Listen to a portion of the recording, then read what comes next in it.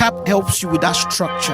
And with that structure, you have discipline. There's something in finance we call the 50-30-20 rule. Oh, I want to go shopping today. I want to go on holiday today.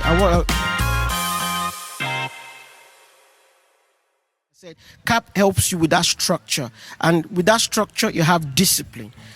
Above all that, because it's 10 minutes, I thought I would throw in some nuggets. So let's assume you've done your budget.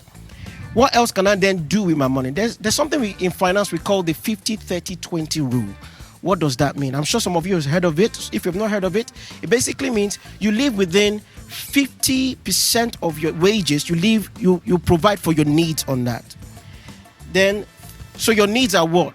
Your housing, water, schooling, whatever you need to live on, you leave only 50% of your money on. And then 30% goes to your wants. What are your wants? Wants are, I want to go shopping today. I want to go on holiday today. I want, this month. I want to do X, Y, and Z.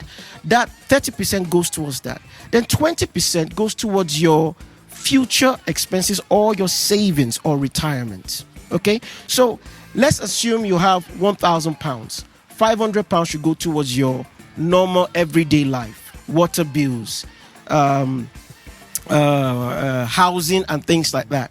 Whereas £300 go towards your wants, and then £20 or £200 go towards your desires and future needs.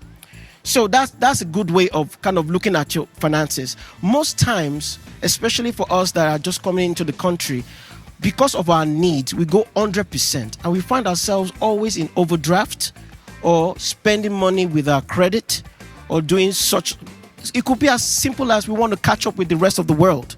But if you've been in this scenario for a long time, you quickly realize this world is built on credit. Everybody uses credit in this society here.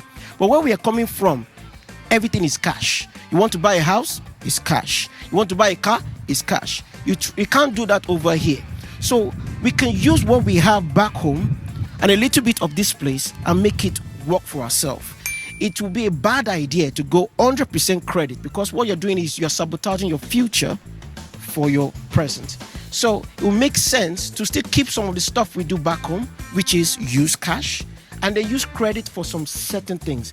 But if you're going to use credit at all, at least use credit for things that you need. For instance, you can't buy a house cash, so you can go with mortgage on that. Do you always have to go with a lease on a car? Probably not, because you can always use other forms of transportation to get you where you want to, or use a cash, save up cash to buy what you want.